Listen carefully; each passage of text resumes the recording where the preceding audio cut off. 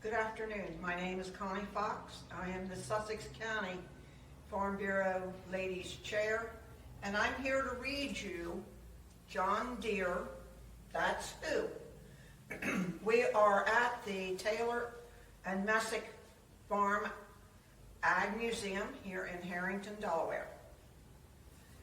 Now, John, back in 1830, a young blacksmith from Vermont made history. He moved to Illinois, where the farmers were struggling to plow through thick, rich soil they call gumbo, who tickled and tracked and tweaked and tested until he could invent a steel plow that sliced into the prairie easy as you please, long before the first tractor.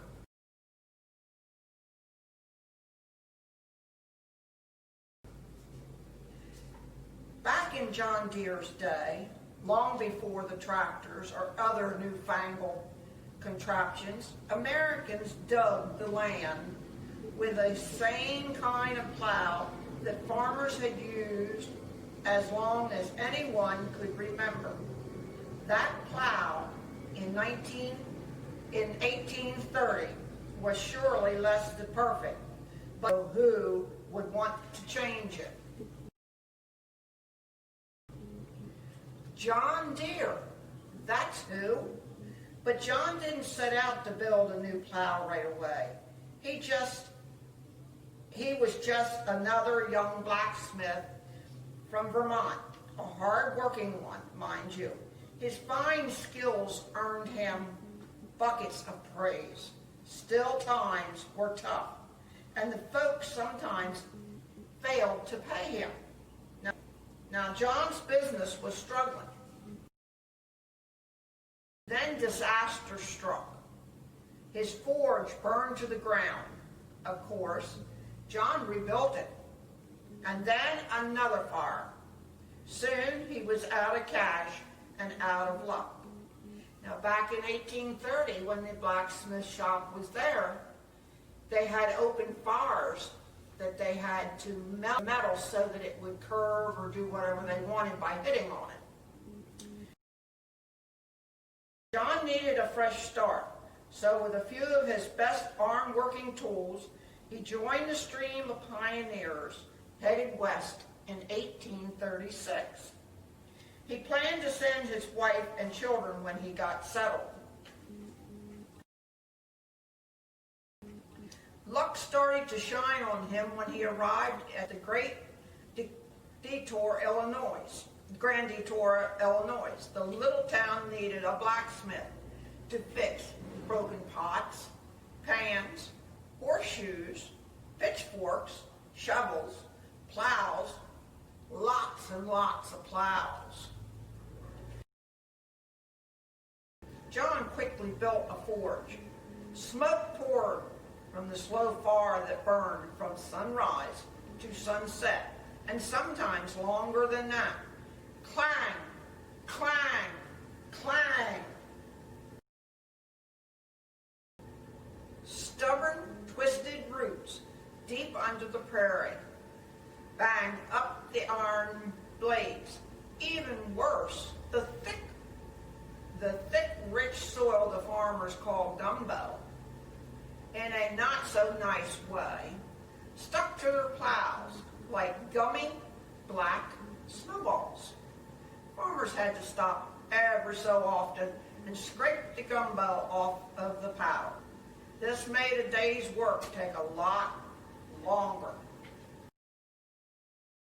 He tried new plow angles. He studied how the gumbo clung to the tiny pits in the iron.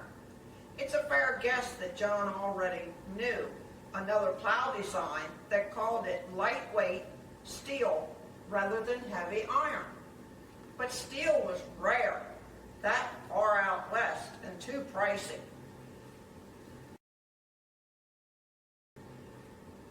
One day, at the sawmill in 1837, John found a broken steel saw blade that he could take back to his smithery. There, John chiseled off the saw teeth and cut the steel into the shape of the plow's blade. He curved it over a log so it would snug off the soil. Shug off the soil, excuse me. Then he polished the steel and shining as his mother's sewing needles. These needles could slip through calico like a hot knife through butter. Maybe a shiny plow would slice through the gumbo. The town's families gathered at a local farmer's field to watch John test his gleaming. Self-polished. They didn't expect much. But hey, it was amazement for them all. John Deere, that's who, the story of the day, claimed he dug 12 roads, neat as pleased. Many farmers were still leery. John built several plows for farmers to try in their fields.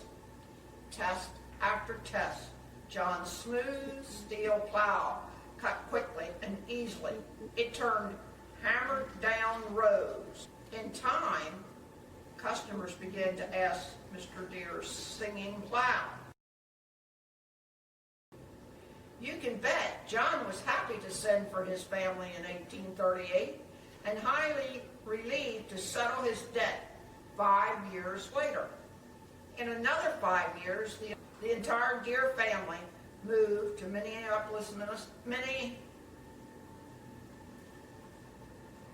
Moline, Illinois. John wanted his company closer to the Mississippi River for better water power and easier deliveries.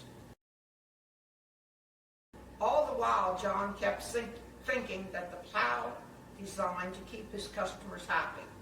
Under his leadership, his company sold tens of thousands of singing plows and other horse-drawn equipment. The farmers plowed the prairies soil faster than ever. They planted more than enough food for their families, selling the extra crops. Farmers grew into a business. The prairie fields of grain began known as the American breadbasket. So who changed the plow for American? And who changed the nation forever? John Deere. That's who.